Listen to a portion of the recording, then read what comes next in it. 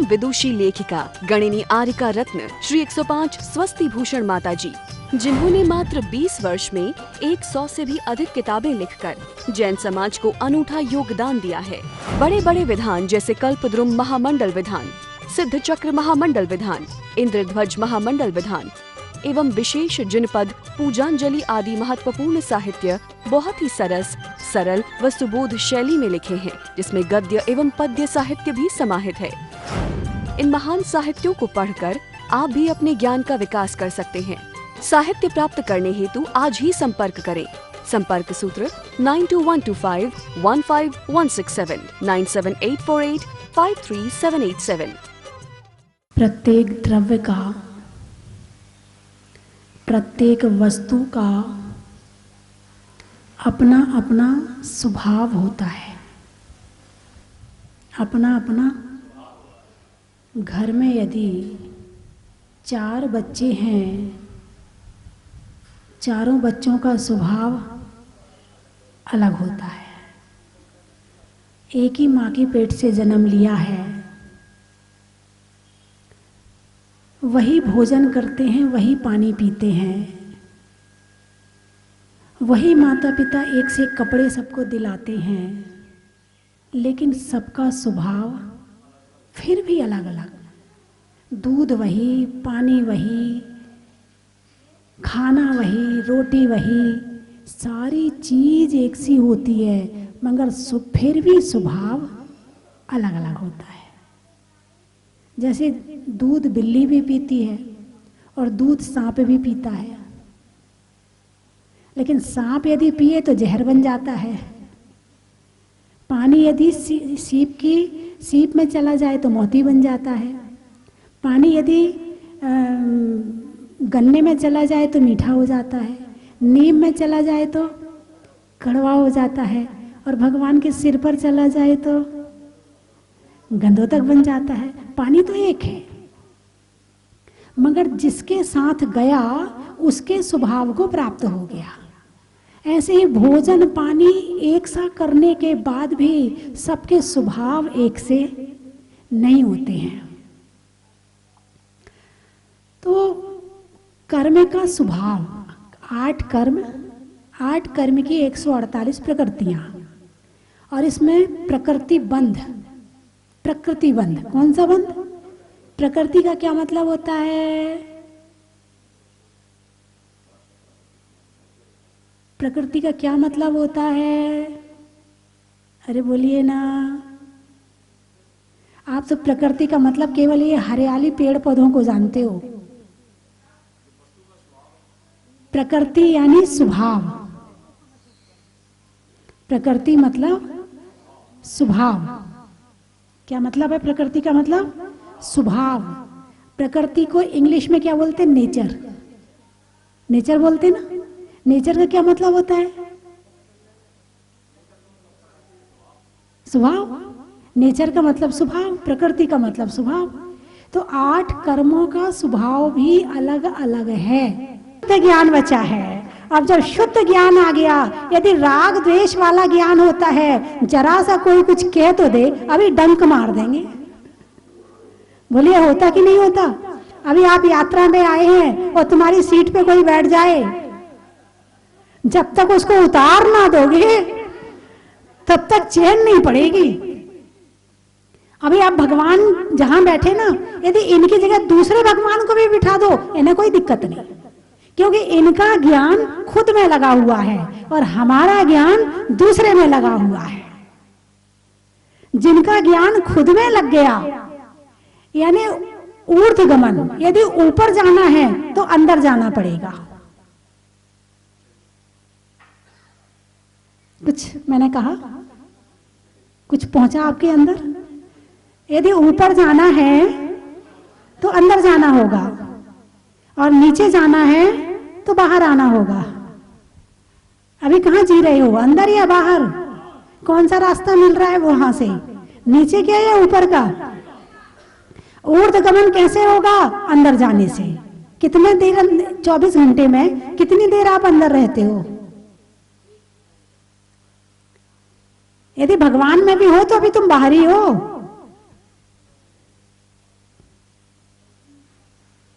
मेरी बात समझ में आ रही कि नहीं आ रही है? मात्र ज्ञान की बात चल रही है, ज्ञानावरण कर्म की बात चल रही है कि ज्ञानावरण कर्म ने ज्ञान को हमारे ढक रखा है। तो क्या हमारे अंदर वो ताकत नहीं? अच्छा चलो, हम नहीं अपना ज्ञानावरण कर्म दूर कर पा रहे हैं, तो सामने वाला तो हमारा ज्ञानावरण कर्म दूर कर सकता है।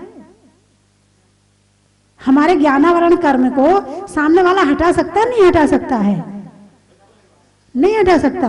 मतलब हमें खुद ही करना पड़ेगा, सब कुछ हमें ही करना पड़ेगा। क्या बात है, क्या बात है।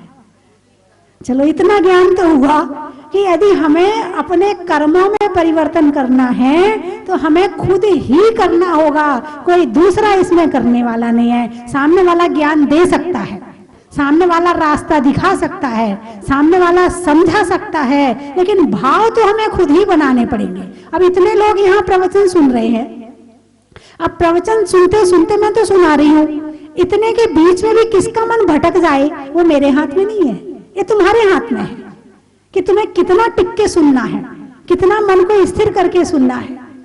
कर्म बंद तो आराम से कर लेते हैं, कर्म बंधन में कोई दिक्कत नहीं। और जब कर्म बंद होता है ना, जैसे किसी ने किसी के ज्ञान में बाधा डाली, तो कौन से कर्म का बंद हुआ? ज्ञानावरण का। ठीक है, पक्का? अच्छा, ज्ञानावरण का बंद हो गया, तो केवल ज्ञानावरण का ही बंद होगा या इसमें जो बाकी कर्म है उनको भी हिस्सा मिलेगा? हाँ भाई बहन है, आप मिल बांट के खाते हैं, ऐसे कैसे अकेले खा लेंगे? हाँ, अकेले खाना कहाँ सीखा है, सब चीज मिल बांट के करेंगे।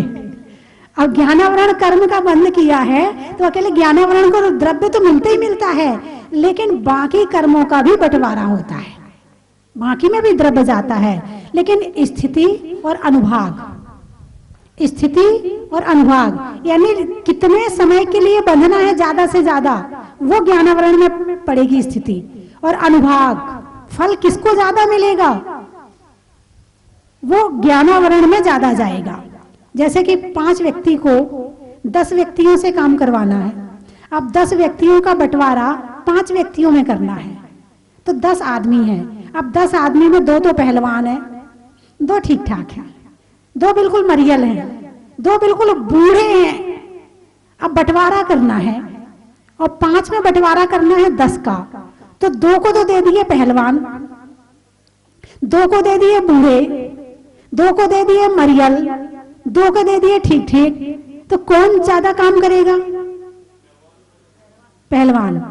ऐसे ही ज्ञानावरण कर्म का बंद किया है तो अनुभाग बंद कहते फल देने की शक्ति को। फल देने की शक्ति किसमें ज्यादा पड़ेगी? ज्ञानावरण में, बाकी में कम पड़ेगी। अब जैसे आप दवाई खाते, अब आपके सिर दर्द हो रहा है, आपने दवाई खाई सिर दर्द की, तो सिर दर्द की दवाई अकेले सिर में जाएगी या पूरे शरीर में जाएगी? और दर्द कहाँ का ठीक होगा? समझ में आया कि नहीं आया? यानी कर्म, ज्ञानावरण कर्म बांधा है तो उसके प्रदेश तो सबको मिलेंगे, लेकिन अनुभाग फल देने की शक्ति ज्ञानावरण में ज्यादा होगी।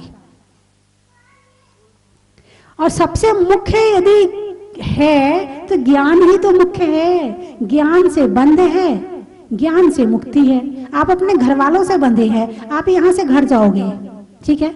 अरे बोलो ना, कहाँ जाओगे? यहां से घर ही क्यों जाओगे?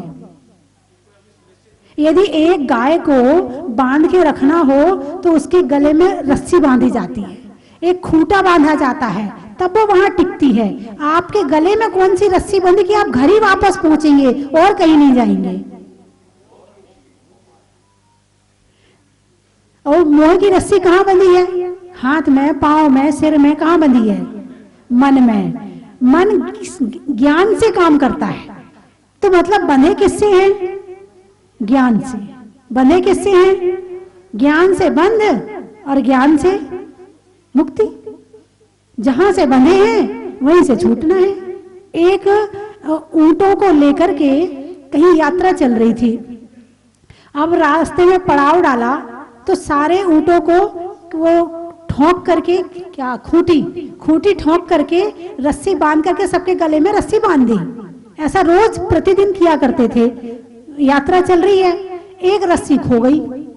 अब रस्सी कोई अब क्या करे, तो मालिक से कहा भाई रस्सी ने इस ऊंट को कैसे बांधे? बोले चिंता मत कर, तो झूठ मूठ को खूंटी ठोक है और उसमें यूं यूं किया और उसके गले में बांध दी। अब वो ऊंट बैठ गया। अब बैठने के बाद में सुबह हुई, सारे ऊंटों की रस्सी खोल दी। अब सारे खड़े हो गए, वो खड़ा ही ना हो है, वो खड़ा ही ना हो। फिर मालिक के पास पहुंचे, बोले वो तो ऊंट ही नहीं खड़ा हो रहा, चलने को तैयार ही नहीं है। बोले उसकी रस्सी खोली, बोले बांधी कहाँ है? बोले झूठ मूठ को बांधी थी। बोले हाँ। बोले झूठ मूठ को खोल। जैसे बांधी है वैसे खोलनी पड़ेगी। तो आपके गले में कोई रस्सी नहीं बंधी है, कहां जाओगे? घर। कहां जाओगे? कौन सी रस्सी बंधी है? झूठ मूठ की। और झूठ मूठ की रस्सी को खोलो है। कोई मर करके छोड़ता है, कोई छोड़ करके मरता है, कोई दे करके मरता है, कोई मर करके देता है। क्या? कोई दे करके मरता है, कोई मर करके देता है। ज्ञानी और अज्ञानी में यही अंतर हुआ करता है।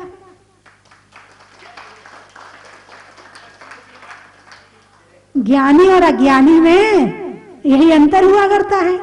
लोग घर में रहकर घर को छोड़ सकते हैं और लोग बाहर रहकर भी घर को नहीं छोड़ सकते। ऐसा संभव है कि नहीं?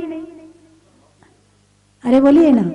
जलते भिन्न कमल है, घर में रह रहे हैं, मानते नहीं अब घर को अपना, खा रहे पी रहे सब कर रहे हैं, दुकान भी चला रहे हैं, लेकिन मन में भाव है कि मेरा कुछ नहीं है, अकेले आए हैं और अकेले जाना है। ऐसा संभव है कि नहीं है? जिससे बंधे हैं उसी से छूटना है। जिससे बंधे हैं, धर्म क्या सिखाता है? धर्म यही सिखाता है। और यही सीख लिया तो धर्म हो गया, और यही नहीं सीखा और बाकी सब कुछ किया। अरे बोलिए ना। अरे अभी कुछ हो जाए घर में, जरा फिर पढ़नी है लाइन है, तब पता चलेगा कि आप अकेला अवतरे मरे अकेला हो है। अभी यहाँ कोई गिर तो जाए, जरा सी चोट तो लग जाए, ऊपर जाने की तो बात दूसरी है, जरा सी चोट तो लग जाए, आंखों में आंसू बहने लगेंगे। अब इस मोह को धीरे धीरे धीरे करके कम करते जाना। पहले कपड़ों से करना है, घर से करना, मकान से करना, दुकान से करना, धीरे धीरे शरीर से करना। जो त्याग की परंपरा हमारे यहाँ बताई है, दान की परंपरा बताई, वो क्या है? वो यही तो है। तुमने जितना दान कर दिया उतनी चीज से तुम्हारा मोह कम हो गया। तुमने आज जितना दान दिया है उतना मोह कम हो गया। त्याग क्या है? मोह कम करने का तरीका है, ये आपको पता नहीं चलता है। भगवान महावीर कैसे धीरे धीरे त्याग के माध्यम से मोह का त्याग कराते हैं। आलू का त्याग किया, आलू से मोह कम हो गया। जमीकंद का त्याग किया, जमीकंद से मोह कम हो गया। जिस चीज का त्याग कर दिया मोह कम होता चला गया, और जितना मोह कम उतनी टेंशन कम। अब घर में आलू के पराठे बन भी रहे, कोई टेंशन नहीं। नहीं, आपकी बात नहीं चल रही है, ये तो किसी और की बात है। आप सब तो त्यागी व्रती लग रहे हैं मुझे। चलिए समय हो गया, समाप्त करूं और बोलूं? अच्छा, इतनी देर यदि आपकी पत्नी बोले तो आप क्या कहोगे? भाग जाएंगे? है, चुप हो जा, बहुत दे दिया भाषण, अब ज्यादा नहीं सुन सकते तेरी बात को। सही बात, अब सुन लो भाई, जो पत्नी है वो सुन लो। यदि हमारी तरह बोलोगी तो सुनते रहेंगे। स्वीकार किया है इन्होंने। अब इसके लिए तुम्हें ज्ञान प्राप्त करना पड़ेगा, ज्ञान के लिए स्वाध्याय करना पड़ेगा, अभ्यास करना पड़ेगा। बिल्कुल सही बात है। यदि सही बात बोलने वाला हो तो सुनने वाला कभी मना कर ही नहीं सकता है, कर ही नहीं सकता है। तुम्हारी बात में क्वालिटी हो तो लोग 10 काम छोड़ के सुनेंगे तुम्हें, लोग पैसा दे के सुनेंगे।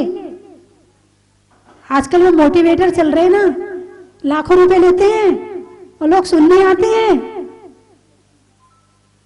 बोलने से उनको पैसा दे के सुन रहे और तुमको फ्री में भी नहीं सुन रहे। बताओ क्या क्वालिटी है तुम्हारे बोलने की। यदि जीवन में सीखना है तो केवल बोलना सीखना।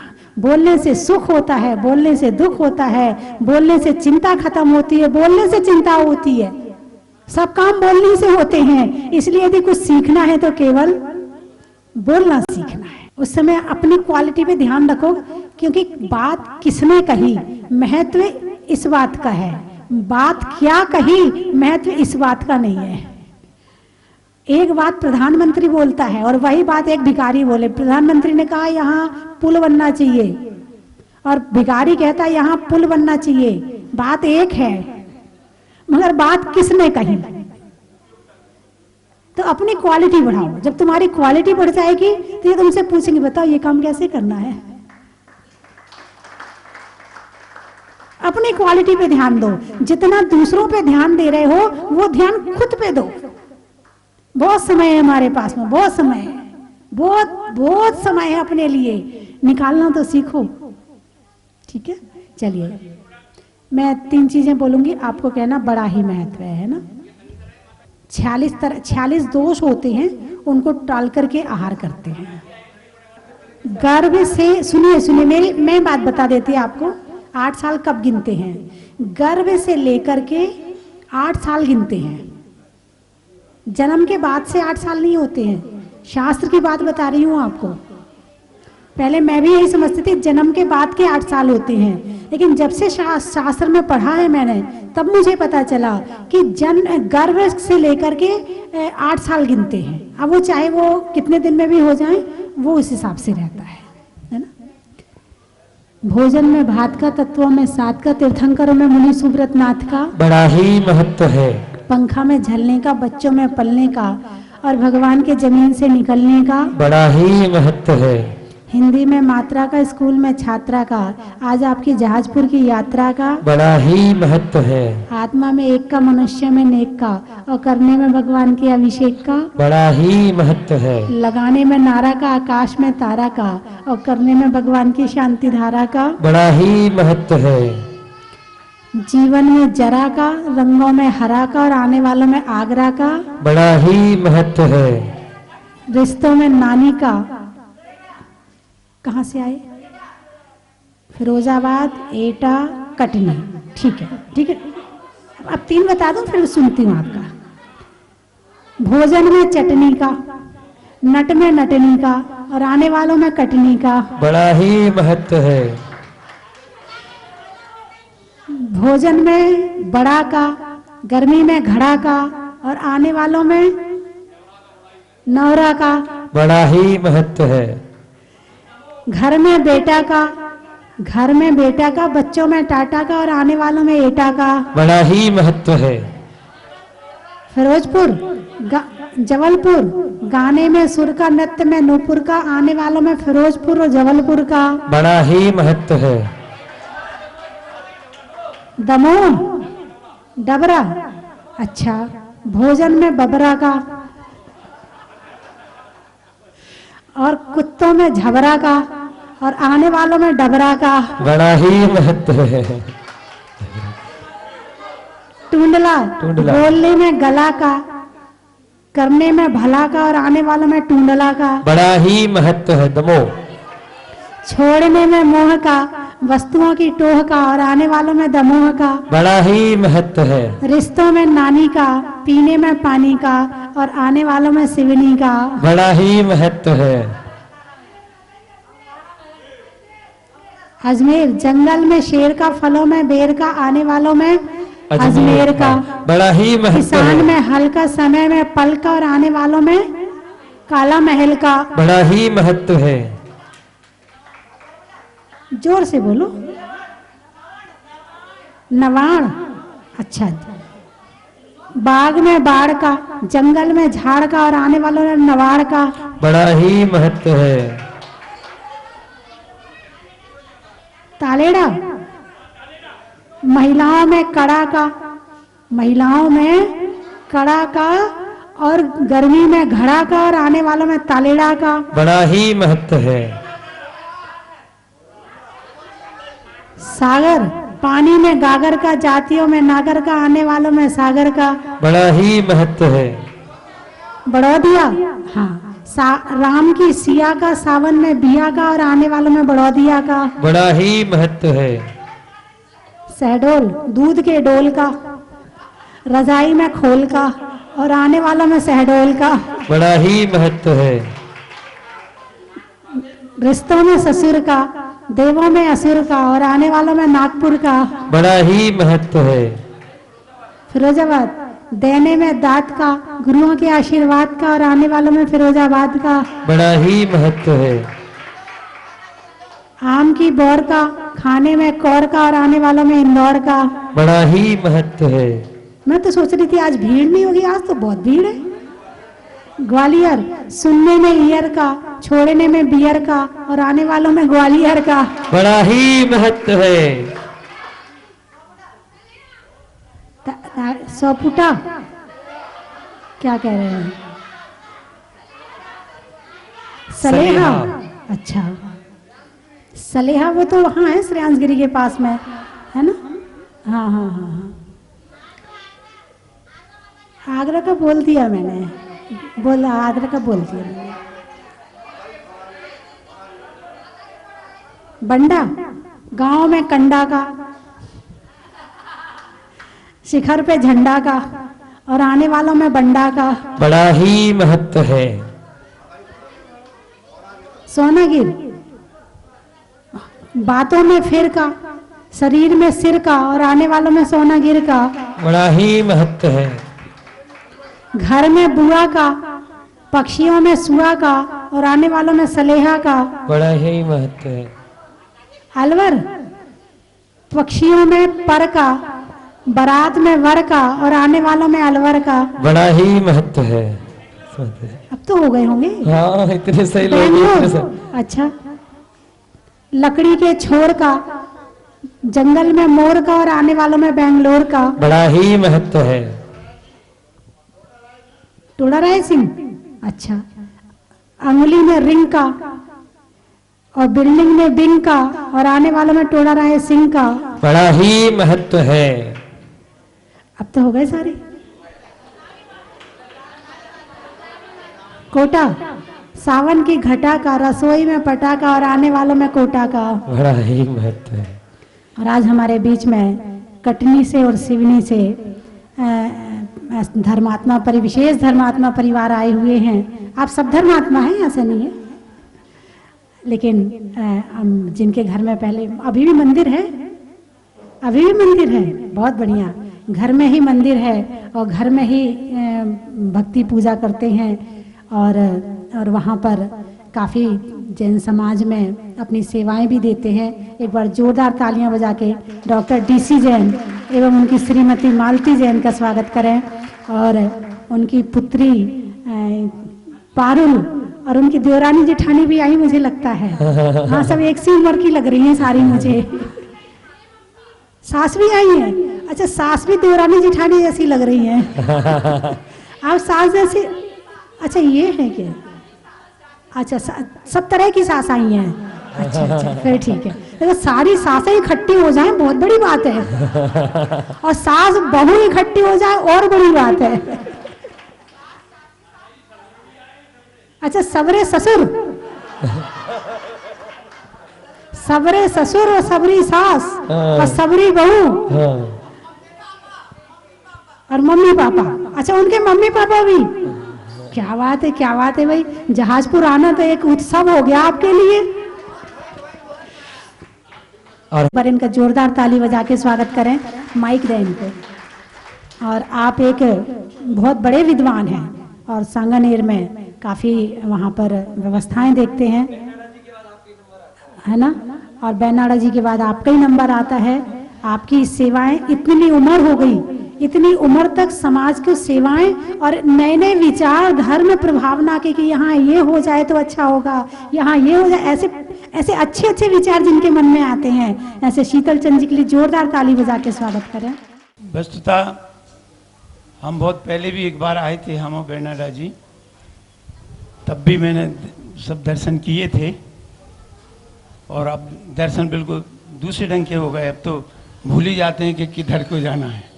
पहले तो एक ही कमरा था। फिर इसके पश्चात जो है ये कहना चाहिए कि माता जी का जब मैंने ये देखा सब कुछ प्रभाव, आपका साहित्य भी मैंने पढ़ा और साहित्य पढ़ करके आपके छेवसम को भी देखा। अब आपके गुरु जी के दर्शन तो कई बार हुए हैं, है ना, और संगोष्ठियाँ भी आयोजित हुई हैं उनके सानिध्य में, सोनागर में भी, बड़ा गांव में भी और सर्वत्र। जो मुख्य बात है वो ये कहना है, आपसे निवेदन है कि डॉक्टर अनिल जी प्राचार्य जी भी हमारे यहाँ से आ रहे हैं, वो पूरी रिपोर्ट हमें देते हैं सारी चीज़ों की, और स्वाध्याय भी बहुत अच्छा चल रहा है आपका। परंतु यदि इसके साथ में यहाँ पर जितने श्रावक श्राविकाएं विराजमान हैं, हमने पहले भी निवेदन किया था जब एक बार और आए थे कि यदि भारतवर्ष में और सारे स्कूल हैं, सब कुछ हैं, जैसे कि जब मैंने छात्रावास की श्रवण संस्कृति संस्थान की कल्पना की थी तो सुधा सागर जी कहते थे इसको खोल के क्या करोगे। हमने कि यहाँ से हम विद्वान तैयार करेंगे, मुनि भक्त विद्वान तैयार। आपकी ब्रह्मचारिणी बहनों का भी मैं सुनता हूँ, उनका भी कंठ अच्छा है, उनकी चर्या अच्छी है, सारी बातें। तो ब्रह्मचारिणी बहनें अधिष्ठात्री बने वहाँ की, बिल्कुल बिल्कुल आइए ना, वही बने। हम लोग तो बाहर से, अभी हमने जो बालिका छात्रावास खोला, अभी 3 करोड़ रुपए से एक छात्रावास और तैयार किया बच्चियों के लिए। तो उन बच्चियों को हमने अधिष्ठात्री महिला बनाई है, शीला जी डोडिया, वंदना जी वगैरह अभी आपके यहाँ आई। चलिए अभी आपसे बाद में चर्चा करते हैं। तो कहने का मतलब मेरा है कि आप इस ढंग से करें तो बहुत हम तो आपके सहयोग के बिना शुरू नहीं कृतार्थ होंगे। इस भावना के साथ में आपके चरणों में एक बार बंदामी करता हुआ मैं प्रणम लेता हूँ। जन्म जयतु शास्त्र। इस पंच कल्याण में घटी सहयोग से जब पंच कल्याण हो रहा था, 5 बजे विनोद जी टोडी वाले का हमारे पास फोन गया कि सुरेश जी मेरी तेल की गाड़ी आपकी पुलिया पर पलट गई। मैंने तो भाव बना लिया, भाई मैं तो शनिवार का दिन था, अभिषेक करना है, शांति धारा करनी है।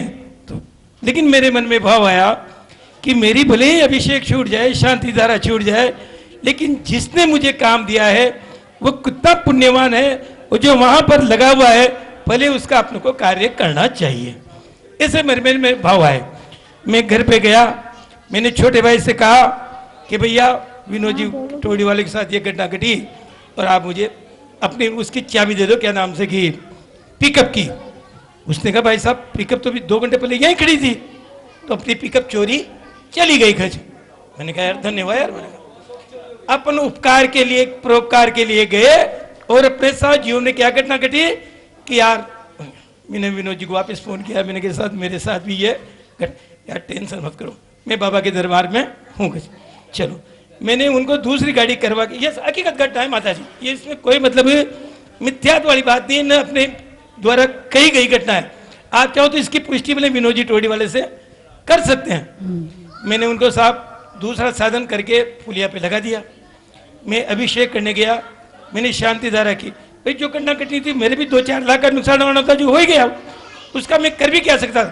रिपोर्ट भी लिखा था तो थाने में जाके 8-9 बजे लिखा था, इसके पहले वो मेरे थाने वाले मेरे सुनते भी नहीं। मैं गया, मैंने अभिषेक की, शनिवार का दिन था, शांति धारा की, स्मरण किया, ध्यान लगाया बाबा का। और 4 दिन बाद मेरे पास देवली से टेलीफोन जाता है कि सुरेश जी आपकी पिकअप अमुक जगह खड़ी है, आप उसको ले जाओ, आपको वहां कोई भी नहीं मिलेगा। हकीकत कह रहा हूं माता जी, ये मतलब 4 दिन बाद मेरे पास फोन गया, सुरेश जी देवली में प्लेन जगह आपकी पिकअप खड़ी है, गाड़ी के पास कोई भी नहीं मिलेगा, गाड़ी के बारे में आप किसी के बारे में सोचने की चिंता मत करना, आप तो अपनी गाड़ी ले जाओ और घर पे चले जाओ। तो यह है बाबा की कृपा।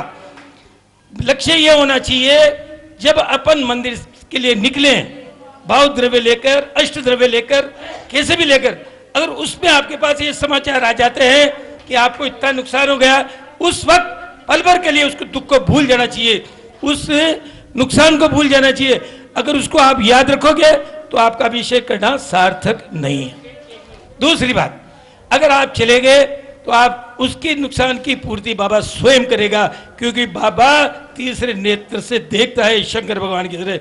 ये मत भूल जाओ कि अपन के भावना को कौन देख रहा है, कौन सुन रहा है, अपने विचारों के बारे में कौन जान रहा है तो तीन लोग का नाथ जान रहा है। तभी तो कहते हैं ना, अरे बेदी में बैठे तीन जगत के पालनहार, बेदी में बैठे तीन जगत के पालनहार, अरे हो रही बाबा तेरी जय जयकार, तू ही तारणहार बाबा, तू ही पालनहार। लग रहा है कि जैसे हम लोग किसी माता जी सही में दूसरे लोक में आ गए। इतना अच्छा, पिछली बार भी आए थे तो भी इतना ही अच्छा लग रहा था, लेकिन अब मतलब शब्द नहीं है हम लोगों के पास, और ऐसा लग रहा है हर क्षण कम लग रहा है कि इतनी जल्दी क्यों वापस जा रहे हैं। और अतिशयकारी मूर्ति है, ये समझ में आता है, क्योंकि जो भी हम मन में भाव लेकर आते हैं वो पूरे हुए हैं, और अंदर से बहुत ही अच्छा लग रहा है। पिछली बार पप्पा जी को लेकर आए थे तो उनकी बहुत ज़्यादा इच्छा थी बुआ की कि बुआ पप्पा जी दोनों आए, और वो आए थे। और सबसे बड़ा सहयोग हमारे कटनी परिवार का रहा कि सभी लोग इतना एक दूसरे की मदद करते हैं, सभी लोग एक दूसरे को हमारे यहाँ सपोर्ट करते हैं। सभी हमारी भाभी लोग हैं, उनके घरों में भी, मेरे घर में भी, तो ये हमारे भैया लोगों का, मम्मी का बहुत बड़ा वो है, सपोर्ट है हम लोगों को। कितने लोग आए हो? सब आए हैं माता जी, सब आए हैं। ये मम्मी इधर आओ ना। हमारे पापा जी अब नहीं रहे, लेकिन वो इतने धार्मिक थे, माता जी इतने धार्मिक थे, अगर वो आज होते तो बहुत बहुत उनकी अलग ही ऊर्जा थी पूरे घर में, परिवार में। और आज उन्हीं के सब जो हमारे भैया लोग हैं, ये बड़े भैया हैं और सब भैया लोग हैं, कि आज हमारा परिवार आप लोगों के पास आ पाता है और आपकी भक्ति कर पाता है। और आज मेरा बेटा, पिछली बार मैं आई थी तो वो नहीं आया, मतलब था नहीं, अब है, तो वो भी माता जी अपराजिता देवी की कृपा है, मैं ऐसा समझती हूँ। और बाकी सभी लोगों का बहुत बहुत वंदना।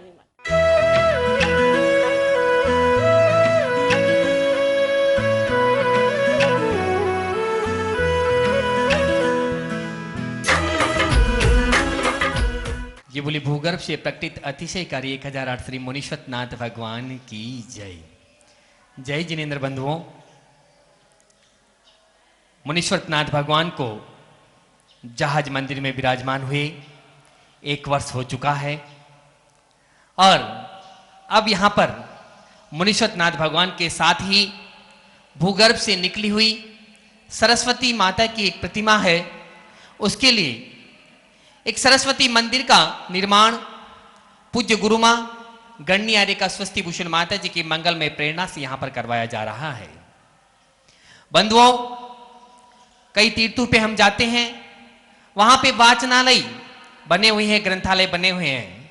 यहां पर ग्रंथालय के साथ साथ उसमें सरस्वती माता की प्रतिमा भी, और वो भी भूगर्भ से निकली हुई प्रतिमा विराजमान होगी। जब भक्त वहां आएंगे, उसमें बैठ करके स्वाध्याय करेंगे, वहां उनको जो अनुभूति होगी वो बहुत ही सुंदर होगी। और इसी भावना को ध्यान में रखते हुए भूगर्भ से प्रकटित सरस्वती माता की प्रतिमा के लिए पूज्य माता जी की प्रेरणा से सरस्वती मंदिर का निर्माण करवाया जा रहा है। इसके लिए 1,08,000 रुपए की राशि से 108 संस्थापक सदस्य बनाए जाएंगे। आप भी अपने परिवार का नाम इसमें दे सकते हैं। कुछ नाम हमारे पास में आ चुके हैं बंधुओं। ऐसा सौभाग्य मिलने जा रहा है जो तीर्थ मात्र 5 वर्ष में पूरे विश्व में विख्यात हो चुका है। ऐसे अतिशयकारी तीर्थ पर अतिशयकारी मुनीश्वर नाथ भगवान की पावन निश्रा में, पावन छत्र छाया में अपना द्रव्य लगाएं और सरस्वती मंदिर में अपना योगदान दें। साथ ही बंधुओं क्षेत्र की कई छोटी छोटी योजनाएं हैं। आहार दान ध्रुव पंड यहाँ पर चल रहा है, उसमें आप भी अपना योगदान दे सकते हैं। 1,11,000-51,000 रुपए की राशि अपना योग दे करके अपना योगदान इसमें दे सकते हैं। इसके अलावा आप अपने बर्थडे पर, अपनी एनिवर्सरी पर एक दिन का विधान और शांति धारा यहाँ पर करवा सकते हैं। आपके नाम से आजीवन उस विशेष दिन विधान और शांति धारा होगी। हर शनिवार को शांति धारा 1 वर्ष तक आप करवा सकते हैं। ऐसे बहुत से परिवार हैं जिनकी ओर से हर शनिवार को शांति धारा यहाँ पर हो रही है। आप 51,000 रुपए की न्योछावर राशि से 1 वर्ष तक हर शनिवार को शांति धारा करवा सकते हैं। आप अपनी सूचना 9782063107 इन नंबरों पर दे सकते हैं। धन्यवाद। कंचन की थाल को सजाओ रे आज, रत्नों की थाल को भर लाओ रे आज। आओ आओ करे रे गुणगान आरती भगवन की। आओ आओ करे गुणगान आरती भगवन की। आओ आओ करे रे गुणगान आरती भगवन की।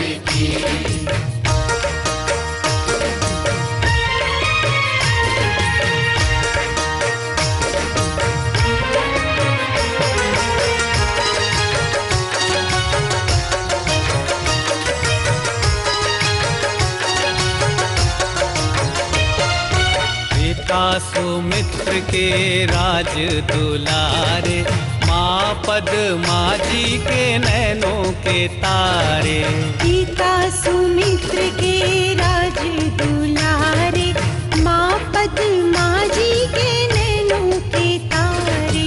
राजगृही में जन्म लियो आप, राजगृही में जन्म लियो आप। आओ आओ मनाए खुशी आज आरती भगवन की। आओ आओ करे गुणगान आरती भगवन की। परम विदुषी लेखिका गणिनी आरिका रत्न श्री 105 स्वस्ति भूषण माता जी, जिन्होंने मात्र 20 वर्ष में 100 से भी अधिक किताबें लिखकर जैन समाज को अनूठा योगदान दिया है। बड़े बड़े विधान जैसे कल्पद्रुम महामंडल विधान, सिद्ध चक्र महामंडल विधान, इंद्रध्वज महामंडल विधान एवं विशेष जिनपद, पूजांजलि आदि महत्वपूर्ण साहित्य बहुत ही सरस, सरल व सुबोध शैली में लिखे हैं, जिसमें गद्य एवं पद्य साहित्य भी समाहित है। इन महान साहित्यों को पढ़कर आप भी अपने ज्ञान का विकास कर सकते हैं। साहित्य प्राप्त करने हेतु आज ही संपर्क करें। संपर्क सूत्र 9212515167, 97848533787।